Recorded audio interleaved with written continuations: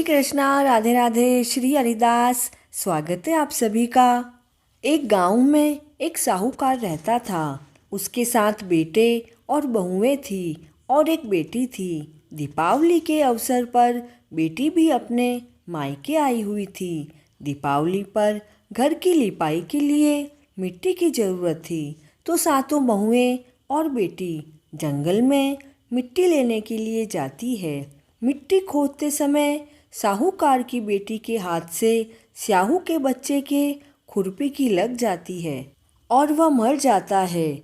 इस कारण क्रोधित होकर शाहू ने कहा कि मैं तुम्हारी कूख बांध दूंगी। ऐसा सुनकर साहूकार की बेटी बहुत घबरा जाती है और अपनी सातों भाभियों से कहती है कि मेरे बदले आप अपनी कूख बंधवा लो। किंतु 6 भाभियों ने उसे मना कर दिया, लेकिन छोटी भाभी ने हाँ भर ली और ननद की जगह अपनी कूख बंधवा ली। किंतु अब उसके बच्चे होते और 7वें दिन मर जाते। एक दिन उसने पंडितों को बुलाकर पूछा कि यह कौन सा दोष है कि मेरे बच्चे होते ही मर जाते हैं। तो विद्वान पंडितों ने उसे उपाय बताया और कहा कि तुम सुरही गाय की सेवा किया करो।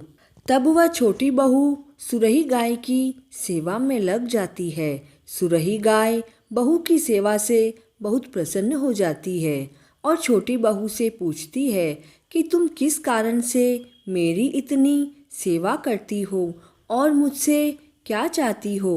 तब साहूकार की बहू कहने लगती है कि शाहू माता आपकी सहेली है और उन्होंने मेरी कोख बांधी है, जिससे मेरे बच्चे होते ही मर जाते हैं, जीवित नहीं रहते।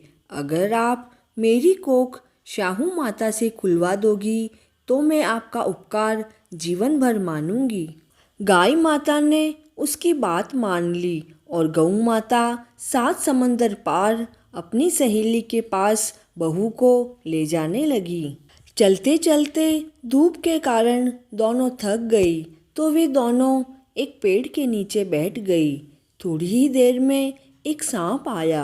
उसी पेड़ पर गरुड़नी पंखनी के बच्चे थे, जिसको वह सांप डसने लगा। साहूकार की बहू ने यह देख लिया और सांप को मारकर ढाल के नीचे रख दिया और वहाँ पर खून ही खून हो गया।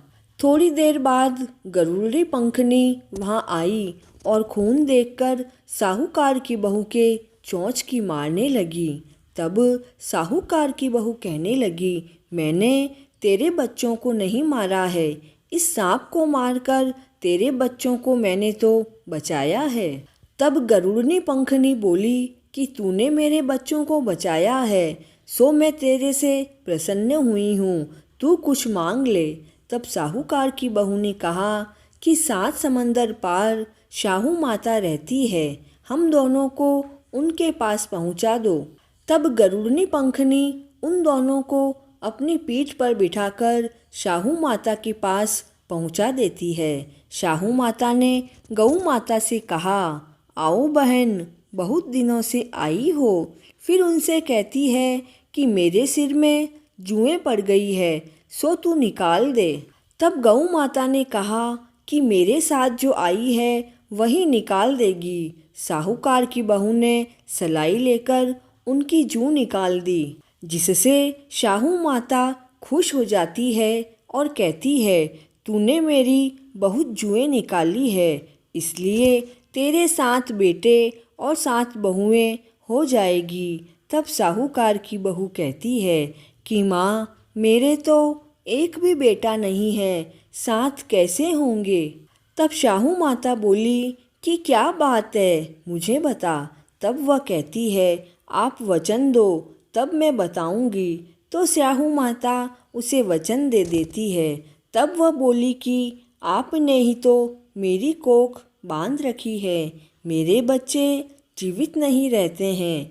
यह सुनकर शाहू माता बोली, अरे तूने तो मुझे ठग लिया। मैं पहले तेरी कोख नहीं खोलने वाली थी, लेकिन अब तो मुझे तेरी कोख खोलनी ही पड़ेगी, क्योंकि मैं वचनों में आ गई हूँ। जा, तेरे 7 बेटे और बहुएं होंगी। तू घर जाकर अष्टमी की पूजा करना और उसका उद्यापन करना।